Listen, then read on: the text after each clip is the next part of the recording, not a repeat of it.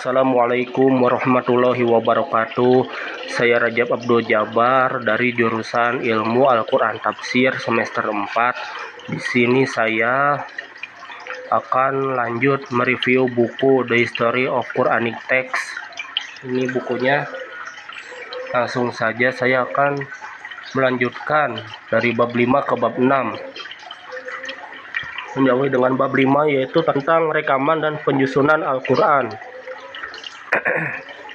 Selama periode Mekah, penulisan Al-Quran sudah ditemukan sejak awal perkembangan Islam, yang dimana bisa kita lihat ketika sahabat Umar ingin memasuki Islam gitu. Di rumahnya Sayyidina Umar mempunyai adik yang dimana adiknya itu sedang membaca suhuf Al-Quran, lembaran-lembaran Al-Quran yang dimana tercantum surat Toha. Jadi sudah ditemukan gitu ya Al-Quran dalam berbentuk tulisan itu sejak awalnya perkembangan Islam di zaman Sayyidina Umar ingin masuk Islam. Lanjut saja ke subbab selanjutnya, periode Madinah, yang dimana Nabi Muhammad mengutus para sahabat untuk mencatat Al-Quran atau menulis wahyu, di mana beliau mengutus sebanyak 65 sahabat. Salah satunya dari mereka seperti Aban bin Sa'id, Abu Umama, Abu Ayyub Al-Ansari, Abu Bakar As-Siddiq, Abu Hudzaifah, Abu Sufyan, Abu Salama, Abu Abbas, Ubay bin Ka'ab, Al-Arqam, Usaid bin Al-Hudair, Aus, Buraidah, Basir, Thabit bin Qais, Ja'far bin Abi Thalib, dan masih banyak lagi. Di buku ini juga diceritakan kalau Nabi Muhammad mendiktekan ayat suci Al-Quran ke sahabat yang bernama Zaid bin Sabit, yang dimana Nabi Muhammad langsung mendiktekan kepada Zaid bin Sabit, dan Zaid bin Sabit itu mencatatnya. Dan ketika setelah mencatat, Zaid bin Sabit ini langsung membacakan kembali kepada Nabi Muhammad guna memastikan apa yang telah ia catat itu benar gitu, tidak ada kekeliruan. Selanjutnya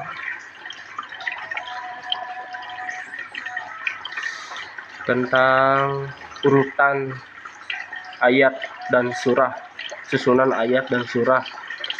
Di buku ini juga dijelaskan bahwa hanya Allah sendirilah yang tahu susunan dan ayat surat, karena beliaulah yang mempunyai kitab suci ini, beliau yang maha menghendaki.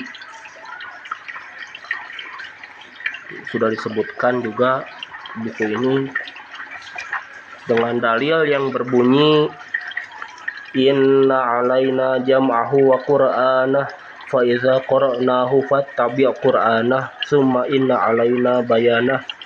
Sesungguhnya atas tanggungan kami mengumpulkan dan membacanya. Apabila kami telah selesai membacanya, maka ikutilah bacaan itu.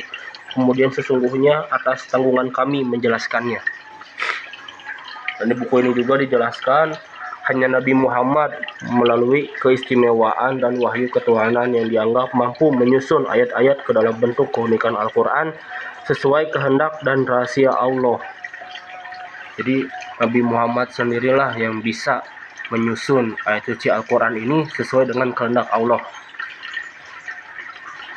yang dimana telah dibuktikan dari beberapa riwayat. Buku ini juga menjelaskan kalau Nabi Muhammad ketika mendiktekan ayat suci Al-Quran ke sahabat, beliau memberi instruksi ya, contohnya seperti surat ini diletakkan ayat ini diletakkan pada surat ini gitu, di ayat ke sekian gitu misalkan. Jadi Nabi Muhammad langsung memberi instruksi para sahabat dalam susunan ayat Al-Quran tersebut gitu.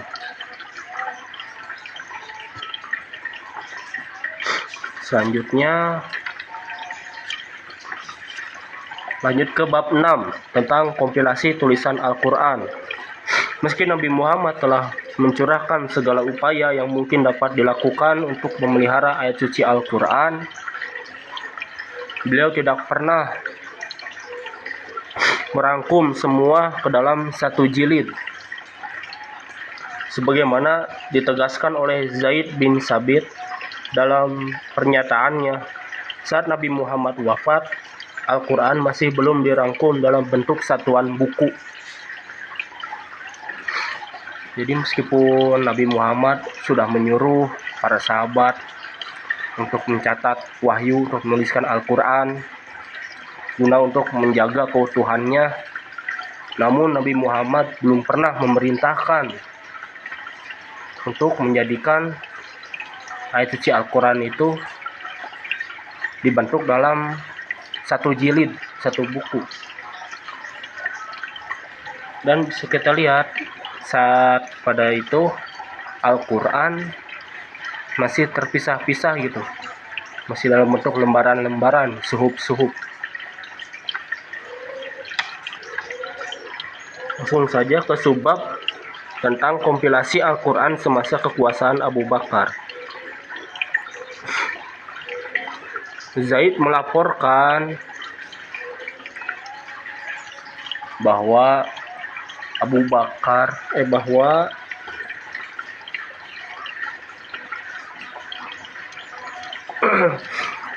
Umar bin Khattab cemas karena telah terjadi perang Yamama yang dimana mengakibatkan tewasnya para hafiz Al-Quran, para penghafal Al-Quran, dan hal ini ditakutkan gitu, punahnya Al-Quran. Takut keutuhan Al-Quran itu, ya takut gitu Al-Quran itu punah gitu karena para penghafal Al-Quran itu gugur dalam peperangan gitu. Ini menjaga keutuhannya gitu. Akhirnya sahabat Umar ini memerintahkan kepada Abu Bakar untuk menulis kembali ayat suci Al-Quran dan menjilidkannya atau membentuk dalam satu buku guna menjaga keutuhan Al-Quran. Awalnya Abu Bakar merasa ragu-ragu karena hal ini tidak pernah diperintahkan oleh Nabi untuk menjadikan Al-Quran dalam satu jilid. Dan Sayyidina Umar atau sahabat Umar itu menenangkan Abu Bakar dan meyakinkan bahwa hal yang diperintahkan ini adalah suatu hal yang baik gitu, demi menjaga keutuhan Al-Quran gitu. Dan hingga akhirnya setelah Abu Bakar tenang, akhirnya mereka berdua mengutus Zaid bin Sabit untuk menuliskan kembali ayat suci Al-Quran dalam satu jilid. Namun beliau juga, Zaid bin Sabit, merasa ragu karena hal ini belum pernah diperintahkan oleh Nabi. Dan Zaid sendiri berkata, demi Allah, jika sekiranya mereka meminta kami memindahkan sebuah gunung raksasa, hal itu akan terasa lebih ringan dari apa yang telah diperintahkan kepada saya sekarang. Karena saking takutnya gitu akan hal itu, karena hal itu belum pernah diperintahkan oleh Nabi. Namun para sahabat menenangkan dan meyakinkan Zaid bin Sabit, dan hingga akhirnya Zaid bin Sabit itu pun mau menjalankan tugas menjadikan Al-Quran dalam satu jilid, yang dimana beliau mengumpulkan suhuf-suhuf dan juga para sahabat penghafal Al-Quran yang tersisa. Kenapa Abu Bakar memilih Zaid bin Sabit? Karena Abu Bakar mengakui kalau Zaid bin Sabit ini orangnya soleh, akhlaknya mulia, akhlak yang tidak pernah tercemar. Dan beliau mengatakan, kami tak pernah memiliki prasangka negatif kepada Anda. Itu pengakuan sendiri dari Abu Bakar kepada Zaid bin Sabit. Akan kecerdasannya menunjukkan pentingnya potensi dan kesadaran, pengalamannya di masa lampau sebagai penulis wahyu. Mungkin itu beberapa alasan kenapa Abu Bakar memilih Zaid bin Sabit untuk menuliskan kembali wahyu dalam bentuk satu jilid. Dan Abu Bakar pun memberi instruksi kepada Zaid bin Sabit ketika ada orang yang memberitahukan tentang ayat suci Al-Quran dan di sampingnya ada 2 orang saksi, maka boleh dicatat ayat suci Al-Quran tersebut.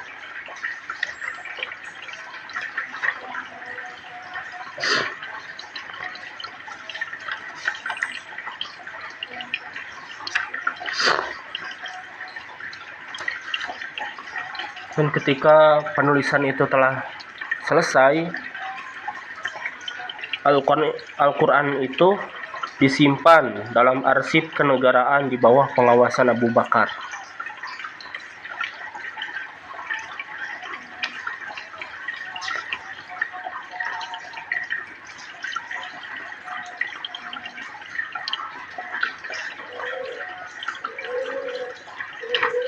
Di buku ini juga dijelaskan tentang peranan Sayyidina Umar dalam pengenalan kitab suci Al-Quran, dengan menunjuk Umar sebagai penerus khalifah setelah Abu Bakar wafat di atas tempat tidur. Sebelumnya dia telah memberi kepercayaan terhadap penerusnya tentang mushaf-mushaf yang ada.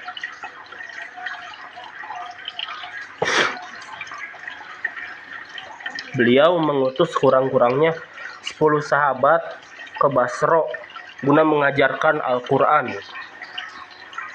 Demikian pula ia mengutus Ibnu Mas'ud ke Kufah.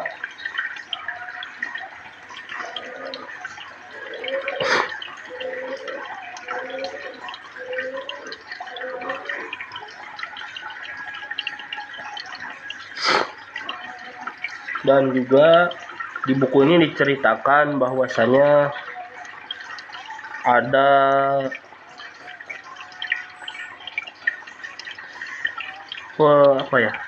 ada penguasa negara Suriah yang bernama Yazid bin Abu Sufyan mengadukan masalah kepada Sayyidina Umar tentang orang-orang muslim yang memerlukan pendidikan Al-Quran dan juga keislaman.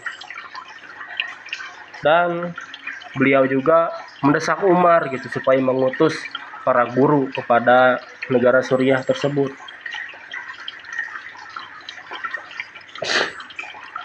Hingga akhirnya Umar pun memilih 3 orang sahabat untuk melakukan tugas tersebut, yang masing-masing terdiri dari Mu'ad, Ubadah, dan Abu Darda.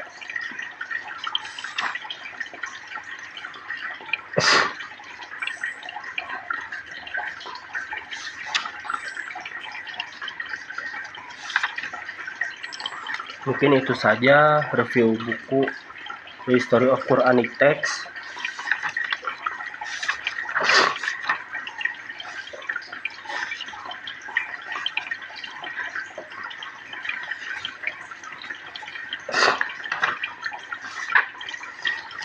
Ini juga mungkin saya akan mempresentasikan sedikit bagian dari buku rekonstruksi sejarah Al-Quran, yang dimana bahwa pengetahuan umum mengatakan kalau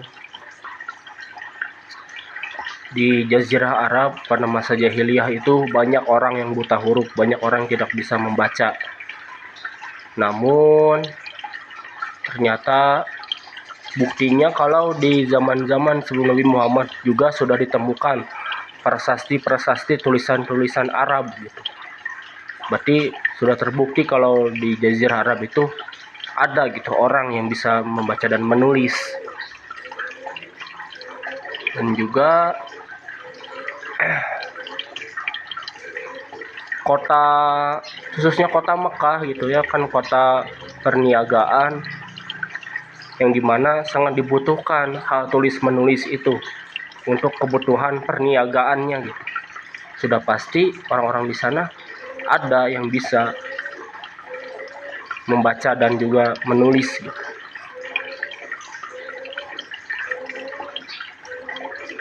Ya, jadi Mungkin tidak sepenuhnya orang jahiliyah pada masa itu sepenuhnya buta huruf, tidak gitu. Pasti ada orang di situ yang bisa membaca dan juga menulis. Mungkin itu saja sih dari saya. Kurang lebihnya mohon maaf. Wassalamualaikum warahmatullahi wabarakatuh.